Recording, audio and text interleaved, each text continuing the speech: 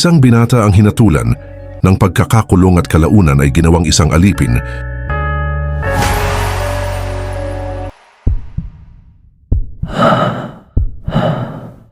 Sa loob ng madilim na piitan, tiniis niya ang matinding hirap hanggang sa kinuha siya ng mga adventurer upang gawing alay sa kanilang paglalakbay laban sa mga halimaw.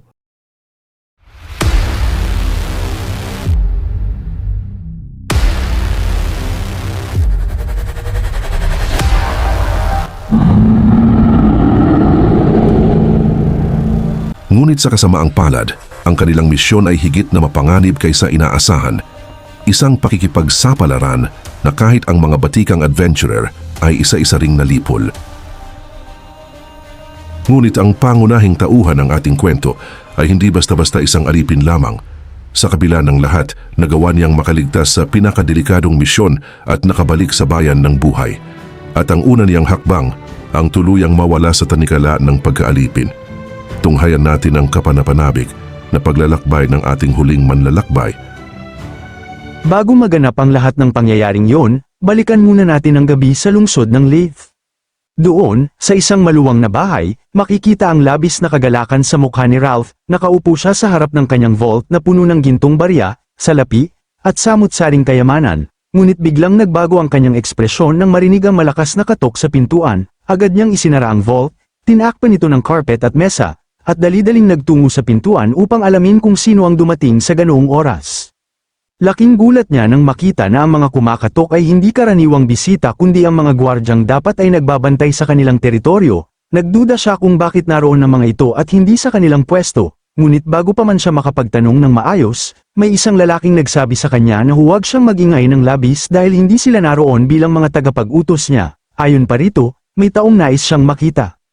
Nag-alinlangan si Ralph, saka bumantong hininga at nagpakita ng pagkainis. Worry wala siyang pakialam at nais na lamang paalisin ang sinumang yun. Ngunit bago pa man siya makagalaw, may isang anino ang biglang sumulpot, at doon niya nakilala ang mismong kinatawan ng Merchant Union, si Bejo. Humarap ito sa kanya at nagpaabot ng nais na makipag-usap, dahilan upang mas lalo pang mamatla at magulat si Ralph.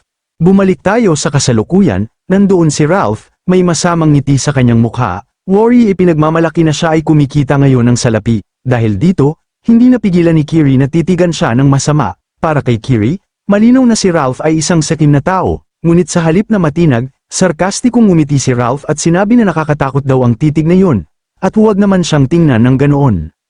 Sa gitna ng tensyon, hindi napigilan ni Debo na magtanong, galit na galit kung sila ba'y pinagtaksila ni Ralph para lamang sa ilang baryang salapi. Ngunit mariing sumagot si Ralph, tinatanong kung anong ibig sabihin ng konting barya, at kung sino ba siya sa tingin ng mga ito. Ipinagyabang pa niya na kahit ang mga gwardya ng Gaffer Merchant Union ay lumipat na sa kalabang panig, dahil pinangakuan ng mga ito ng sahod na 3 beses na mas mataas kaysa dati. Matapos nito, ibinaling niya ang tingin kay Elle at nagtanong kung naiintindihan ba nito kung magkano ang halaga ng kanyang ulo. Habang hingal na hingal si Elle, dagdag pa ni Ralph na ang patong sa kanya ay umaabot na sa 100 milyong meso. Kasabay ng kanyang malakas na tawa, ipinakita sa kanyang masamang mukha ang labis na kasiyahan, at doon niya muling idiniin. Paano niya raw matatanggihan ang ganoong alok? Sa gitna ng kanyang pagbubunyag, mabilis na umalingaw ang putok ng baril mula kay Minor, na agad pinaulanan ng bala si Ralph, ngunit nakaiwas ito. Worry lalo pang nangaasar. Doon na sumenya si Bejo sa mga assassin upang sugurin ang grupo ni Elle. Mabilis na kumilos si Debo, sumabak agad sa labanan, samantalang si Kiri naman ay nag-activate ng kanyang kakayahan. Sa isang iglap, isang babaeng assassin ang lumitaw sa kanyang harapan at agad siyang sinalakay. Subalit maagap si Kiri, nasangga niya ang espada gamit ang kanyang sariling sandata. Habang nagtutulakan ng kanilang mga espada, mapangahas nang umiti ang babae at bumulong kay Kiri, na tila ba alam na niya ang bawat galaw nito. Hindi nagpatinag si Kiri at mas lalo pang nilakasan ang kanyang puwersa, ngunit magaan na nakakaiwas ang babae. Ipinahayag pa nito na alam niya ang estilo ng swordsmanship ni Kiri mula sa Sigmis, kasama na ang kahinaan nitong palaging umaasa sa kanyang kanang kamay kapag gumagawa ng mabibigat na pag-atake. Habang patuloy siyang umiiwas, binanggit din ng babae ang nakikita niyang kahinaan ni Debo, mahusay sa isang laban ng isa laban sa isa, ngunit hirap kapag sabay-sabay ang kalaban. At sa bawat hakbang at pagbagsak ng sandata, lalong sumisidi ang tensyon sa paligid, parang gabi ng Leith na muli na namang binabalot ng panganib. Dagdag pa ng babaeng tagasunod na alam niya ang bawat galaw ng kanilang lahat, kaya mas mabuti raw na tanggapin na nila ang katotohanan, na doon na rin matatapos ang kanilang buhay. Samantala, si Minor ay patuloy na nagpapaputok ng kanyang baril laban sa mga tagasunod ng Black Magician. Isa sa kanila ang Natamon, ngunit may assassin na mabilis na nakasalo sa bala gamit ang espada. Bigla na lamang may sumulpot sa kanyang likuran, si Beidou mismo, na nagsabing inaasahan na niya ang ganitong kilos mula sa disipulo ni Kiren. Laking gulat ni Minor, kaya't agad niyang itinutok ang baril at pinaputukan ang lalaki, subalit bago pa man tumama ang bala, isang mabigat na kadena ang pumulupot sa kanyang leeg. Muli na namang nagpakita si Beidou, nakangisi, at binulong sa kanya na mali ang kalabang pinili niya, habang unti-unting nasasakal, nawawala na ng hininga si Minor. Ngunit bago pa man siya tuluyang mawala ng malay, isang naglalagablab na palaso ang biglang dumating at tinamaan ang kadena, dahilan upang ito'y maputol. Naiinis si Beidou at agad na napalingon kay Ralph, sinasabing ayusin ito ang kanyang pakikipaglaban. Sa kabilang banda, si Ralph naman ay abala sa pakikipagtuos kay Elle. Mayabang niyang sinabi na hindi magiging madali ang laban, lalo na't basag na ang tadyang ni Elle mula sa ambush na ginawa niya kanina. Habang hawak-hawak ni Elle ang kanyang tagiliran, kapansin-pansin ang paghihirap sa kanyang mukha. Samantala, ibang tagpo ang nagaganap kay Pyro, isang assassin ang nakasaksak sa kanya at bumulwak ang dugo sa kanyang katawan. Labis itong ikinabahala ng buong grupo, napasigaw si Debo ng pangalan ni Pyro habang si Kiri ay napamura sa galit, ngunit laking gulat nila nang ang dagwang katawan ni Pyro ay biglang maging asul na usok, isang ilusyon lamang pala ang kanilang nakita. Ang totoong Pyro ay naroon na sa may pintuan ng dungeon, nakangiti at sumisigaw. Tinatanong ang mga assassin kung hindi ba nila alam kung ano ang kahulugan ng kanilang pinasok.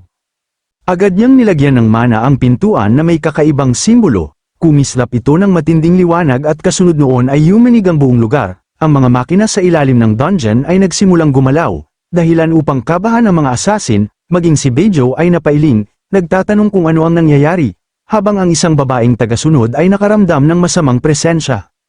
At doon nga, bumukas ang sahig ng dungeon, isa-isang nahulog ang mga assassin, hindi makapaniwala sa patibong na kanilang nailesutan. Ang mga sigaw nila ay unti-unting nilamon ng dilim ng lagusan. Kasabay ng pagbagsak, napansin ni Kiri na may mga butas at lagusan sa gilid ng mga pader.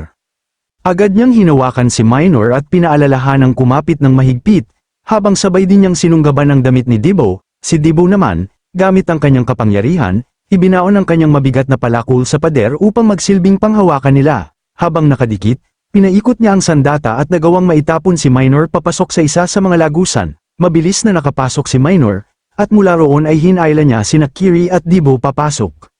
Sa pamamagitan nito, nakaligtas silang tatlo mula sa tiyak na pagkahulog, ilang sandali pa'y kusang nagsara ang pintuan ng lagusan, kasabay ng muling paggalaw ng mga mekanismo ng dungeon, ang sahig na bamuka ay muling nagdikit, at ang mga lagusan ay isa-isang nagsara, iniiwan silang nakapaloob sa bago at misteryosong bahagi ng lugar. Pagkalipas ng ilang minuto, habang sila ay nagpapatuloy sa lagusan, nabanggit ni Kiri na ito ay tila isang maze, dahil sa kanyang napapansing mga switch na nakakalat sa buong paligid, marahil ang lokasyong ito ay konektado sa iba pang mga lugar. Dagdag pa niya, marami siyang nakitang mga lagusan sa mga butas, kaya malamang ay konektado rin ang mga iyon dito. Kung sila ay suswertihin, maaari nilang matagpuan si Elle. Subalit, agad namang kontra ni Minor na mas malaki ang posibilidad na hindi sila sasamahan ng swerte, at sa halip ay magtatagpo sila ng mga tagasunod ng Black Magician. Nang bigla na lang, may naapakan si Debo na isang bagay, labis itong ikinagulat at ikinabahala ng lahat, sapagkat kaagad na nag-activate ang isang patibong, mula sa kisame ay nahulog ang mga bakod ng bilangguan, na siyang naging dahilan ng pagkakulong ni Minor at Debo sa loob nito. Habang nasa loob ang dalawa, napasabi sila na masama ang kanilang sinapit, sinubukan namang sirain ni Kiri ang bakod, ngunit napahinto siya at napaisip kung anong klaseng bagay yun, nasabi pa niya na kasalanan nito ni Debo, na agad namang itinanggi ng huli, sapagkat wala raw siyang kinalaman dito. Ngunit bigla na lamang muling humandara ang makina, na siyang naging sanhi ng paggalaw ng buong gusali, nababahalang nasabi ni Debo na ang mga pader ay nagsisimula ng magsara sa kanila. Agad namang ginamit ni Kiri ang kanyang skill na Solar Slash upang sirain ang kulungan, subalit, ang kanyang pag-atake ay hindi man lang nakagasgas sa matibay na bakod, kaya siya ay napamura na lamang, sinubukan ding atakihin ni Debo ang bakod mula sa loob. Ngunit hindi rin ito nagtagumpay sapagkat pinoprotektahan yun ng kakaibang enerhiya. Bigla namang nagsalita si Minor, sinabihan ng lahat na siya ay lumayo, agad siyang nagpakawala ng atake gamit ang kanyang baril, kung saan ginamit niya ang malakas niyang skill na tinatawag na bullet smash, tumama ito ng direkta sa bakod ng bilangguan, at dahil sa tindi ng kapangyarihang inilabas ng skill, makikita ang pagbaluktot ng kulungan na kaagad namang sumabog pagkalipas ng ilang segundo. Habang humuhupa ang usok ng napabulong ni Minor, ito na ang dapat nating ginawa, ngunit nagulat silang lahat nang makita na buo pa rin ang kulungan, parang walang nangyari, walang gasgas, walang pinsala, biglang sumadsad ang pader at nadikit kay Minor, napalingon siya ng takot at napabulong na ang paghihigpit ng mga pader ay umabot na sa ganitong antas. Habang patuloy na nagsasara ang lagusan, napamura si Kiri sa sarili, hindi niya alam kung ano ang gagawin. Sa gitna ng kaguluhan, kumilos si Debo nang hindi inaasahan, hinawakan niya ng todo ang magkabilang pader at sumigaw ng buong lakas, sa tindi ng kanyang kapit at determinasyon, napigilan niyang tuluyang magsara ang gusali, lumaki ang mga mata ni Kiri nang makita niya si Debo na hawak-hawak ang magkabilang pader, pilit pinipigil ang pagdikit nito pa may bahagyang ngiti sa labi ni Debo habang sinasabi, hindi tayo mamamatay ng ganito na lang. Naiipit at nanginginig si Minor, humihingal at napabuntong hininga, nagmamakaawa na ayaw pa niyang makita si Leia, kaya kailangang tulungan sila ni Kiri.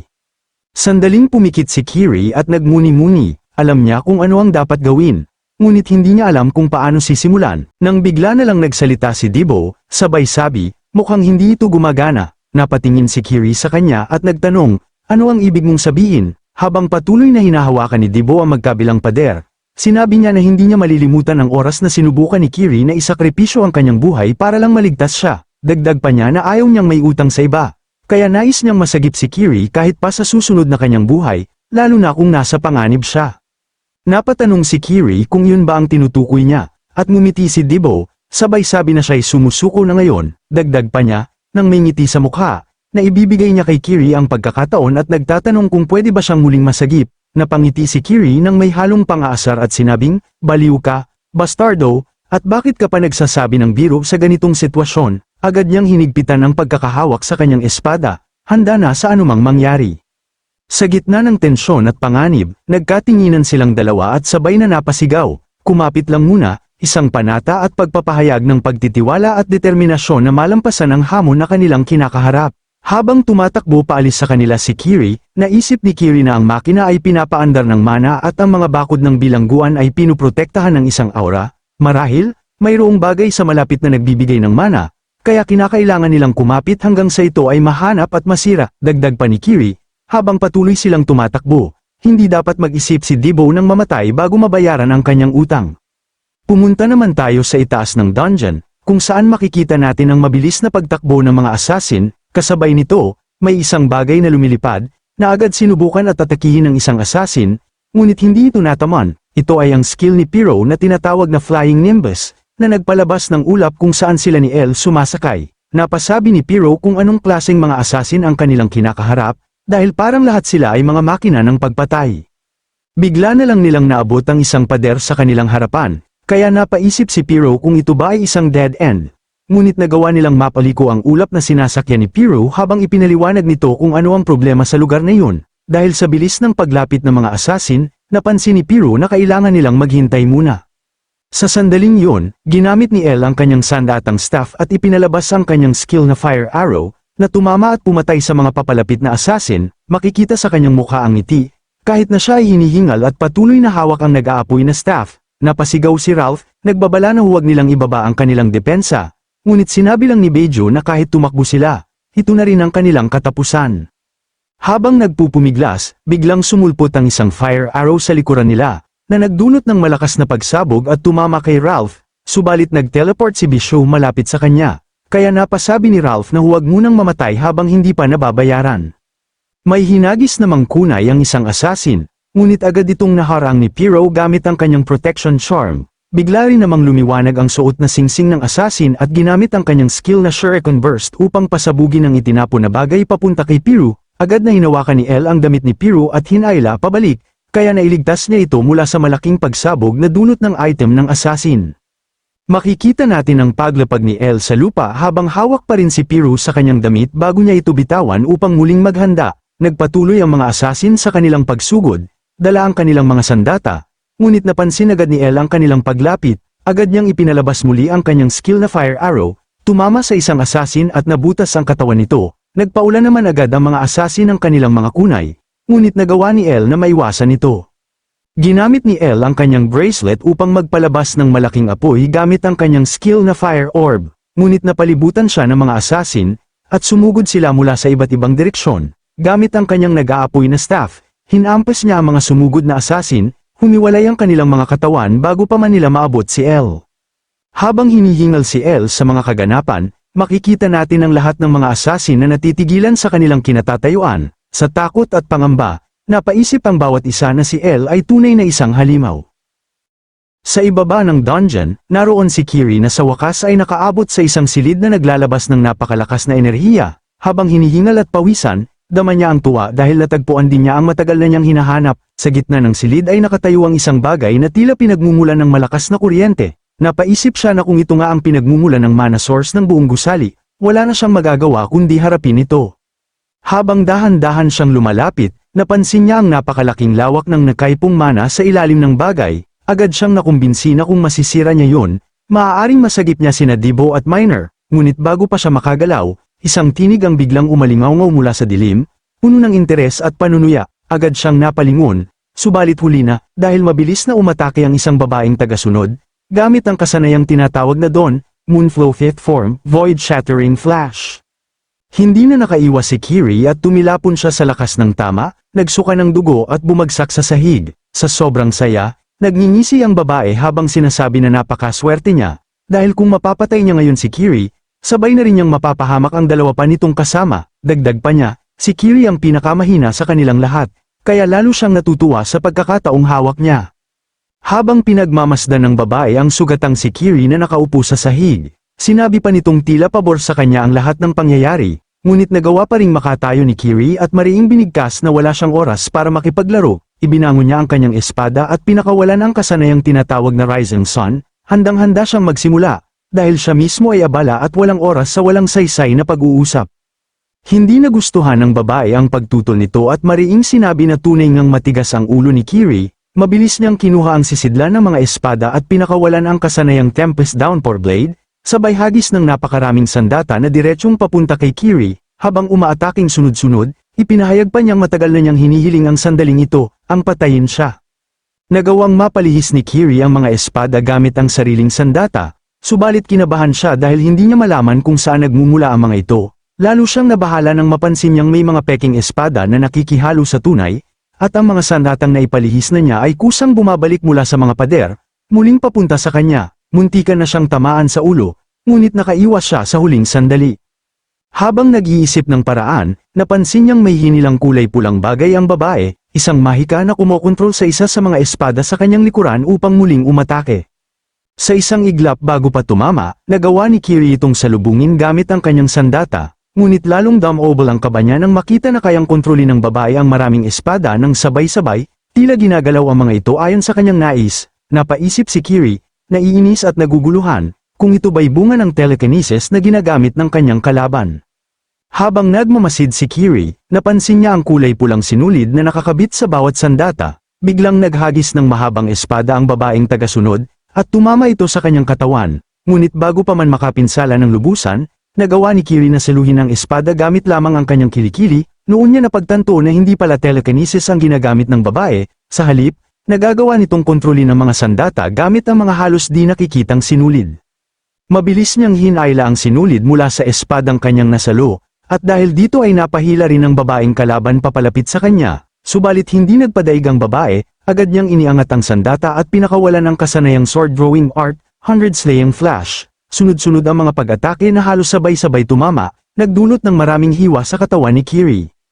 Hindi pa doon natapos ang galaw ng babae, ginamit niya ang mga sinulid upang maipwesto ang kanyang mga paa na parang may sariling plataporma sa ere. Mula roon, agad siyang nagpalabas ng panibagong kasanayan, ang Dawn, Moonflow 6th Form, Beautiful Sadness. Diretsyong tumama ito kay Kiri, dahilan upang muli siyang masukan ng dugo at tumilapon ng malakas hanggang sa mabangga sa pader. Habang nakapatong ang babae sa sarili niyang mga sinulid, nagpakawala siya ng malamig na salita. Ayon sa kanya, alam niyang hindi ganito kalakas si Kiri, kaya hindi pa huli para tangkain itong tumakas. Sinabi pa niya ang buong pangalan, Kiri Friedman, na agad namang nakakuha ng pansin ni Kiri. Ipinaliwanag ng babae na ipinanganak ito sa isang kahangahangang pamilya, kaya marahil isa lamang siyang spoiled na bata. nakapagtataka raw na ang isang mahalagang anak ay ipapadala pa sa napakadelikadong lugar na ito. Sa sobrang inis, mariing binigkas ni Kiri na huwag itong umasta na para bang kilalang kilala siya. Ngunit sa halip na magalit, ngumiti lamang ang babae at nagsabi ng mababaw na paumanhin, biro pa nito, huwag na sanang magalit si Kiri, dahil baka mapuno lamang ng kulubot ang kanyang magandang mukha. Habang mahigpit na hawak-hawak ng babae ang kanyang nagliliwanag na espada, nagpatuloy ito sa pagsasalita. Sa mundong tinatawag na Maple, ayon sa kanya, ang mga oportunidad ay hindi kailanman ibinibigay sa mga ipinanganak sa kapaspalad na sitwasyon, kaya't nagtanong siya kung tingin ba ni Kiri na ito'y makatarungan, na may mga taong nagtatamasa ng pribilehiyo dahil lamang sa pamilyang kanilang pinagmulan. Mabilis pa niyang idinagdag na si Kiri mismo ay hindi naman talaga talento, at iyon ang katotohanan. Sa mga salitang yun, biglang sumagi sa isip ni Kiri ang isang alaala mula sa kanyang kabataan, nakita niya ang kanyang batang sarili, natamba sa lupa habang isang sandata ang nakatutok sa kanyang leeg. Sa kanyang pandinig, muling bumalik ang tinig ng isang batang lalaki na may galit sa kanyang mga mata. Mariin itong winika na si Kiri ay nandito lamang dahil sa kanyang pamilya, at walang karapatan na magpakitang muli. Bumalik tayo sa kasalukuyan, nananatiling nakapatong sa kanyang mga sinulid ang babae, nakatitig kay Kiri na sugatan at humihinga ng malalim. Aniya, napansin niyang puno ng mahuhusay na adventurer ang grupo ni Kiri, si Ralph na may karanasan, si Minor na may pambihirang combat sense, si Debo na likas ang talento, at si Elle na napapabalot ng misteryo. Tanging si Kiri lamang ang tila walang maipagmamalaki. Ngunit bago pa man matapos ang sinabi ng babae, malamig na sambit ni Kiri ang mga salitang, ano ngayon? Napatigil at napalunok ang babae sa biglaang tugon na yun. Dahan-dahan namang hinubad ni Kiri ang kanyang armor, isa-isang tinatanggal ang bawat piraso. Habang ginagawa ito, mariin niyang inamin, oo, siya nga'y mahina, hindi siya sapat para matugunan ang inaasahan ng kanyang master, ng kanyang pamilya, o maging ng kanyang sariling party. Ngunit habang tinatanggal ang kanyang jacket at isinambulat iyon sa lupa, idinagdag ni Kiri na hindi nangangahulugan ang lahat ng iyon na mas malakas na ang babae kaysa sa kanya. Ipinaalala pa niya na kanina pa niya sinabi, wala siyang oras para makipaglaro. Nagliyab ang paligid ng masilayan ng babae ang pulang aura na bumabalot sa kanyang mga sinulid. Mariin niyang binigkas na sadyang matigas ang ulo ni Kiri, at panahon na para ipaalam sa kanya ang kanyang kinalalagyan, bilang isang walang silbi at basura. Gumalaw ang kanyang mga daliri, at sabay-sabay na bumalik sa kanya ang mga espada, handa muli para sa isang marahas na pag-atake. Ngunit agad ding kumilos si Kiri, mabilis siyang lumingon, at saka pinakawalan ng kasanayang falling moon, lunar divide, isang bugso ng nagyayelong enerhiya ang kumalat sa paligid, bumalat sa bawat espada ng babae at agad na pinigil ang kanilang paglapit. Napatda ang babae, nababahala sa hindi inaasahang tagpo, wala sa kanyang impormasyon ang kasanayang yun, lalong lumalim ang kanyang pagkabahala nang mapansin niyang naputol din ng yelo ang kanyang mga sinulid. Mariing sinambit ng babae na gumagamit lamang si Kiri ng maruruming paraan, sa galit, muli niyang pinakawalan ng sword-drawing art, 100 slaying flash, kasabay ng mabilis na pagsugod. Ngunit sa mga sandaling yun, biglang sumagi sa isipan ni Kiri ang isa pang alaala mula sa kanyang kabataan, nakita niya ang sarili niyang bata, nakatayo sa harap ng isang lalaki na nakatingin sa kanya ng mariin, mula sa bibig ng lalaki ay lumabas ang tanong, ito ba ang iniisip niya, na siya'y kinuha lamang dahil sa kanyang pamilya? Natahimik ang batang Kiri. Hindi alam ang isasagot, ang lalaki naman ay napahawak sa kanyang mesa at mariing nagsalita, may mga tao raw na hindi kailanman nakikita ang tunay na halaga ng isang kayamanan, kaya't pinayuhan niya si Kiri, huwag mamuhay ayon sa pamantayan ng iba, at huwag kailanman limitahan ang kanyang sarili. At sa huling salita ng kanyang master, isang lalaking gwapo, matikas, at may buhok na kulay ginto, malinaw na narinig ni Kiri, kapag naunawaan mo ang kahulugan ng mga ito, at kapag natuto kang magtiwala sa iyong sarili, magiging mas malakas ka pa kaysa kaninuman sa buong mundo. Biglang nagawa ni Kiri na harangin ang mabangis na kasanayan ng babae, bagay na labis nitong ikinagulat. Napatanong ito kung paano niya yun nagawa, at lalo pang naguluhan nang mapansin na nakakasabay si Kiri sa kanyang bilis. Habang nagbabanggaan ang kanilang mga sandata, unti-unting nagbago ang kulay ng buhok ni Kiri, isang tanda ng kapangyarihang nagigising sa kanyang loob. Muling pinakawalan ng babae ang nakamamatay na void-shattering flash, subalit hindi na siya makapaniwala nang makitang naiwasan na ito ni Kiri. Sa sandaling yun, narinig ni Kiri ang tinig mula sa kanyang kaloob-looban, paalala ng tinig na ang kanyang kapangyarihan ay hindi lamang upang sunugin ang kanyang mga kalaban, ang kapangyarihang taglay niya ay tulad ng isang malawak na universo, walang hanggan at walang limitasyon. Kasabay ng mga salitang yun, isang bagong anyo ng lakas ang lumitaw, pinakawalan ni Kiri ang pinaghalo niyang kapangyarihan, ang Soul Lunar Time, sa harap ng babae, sumiklab ang isang dambuhalang araw na halos lamunin ang buong silid, natigilan ang kalaban sa nakitang liwanag, hindi makakilos sa bigat ng enerhiya.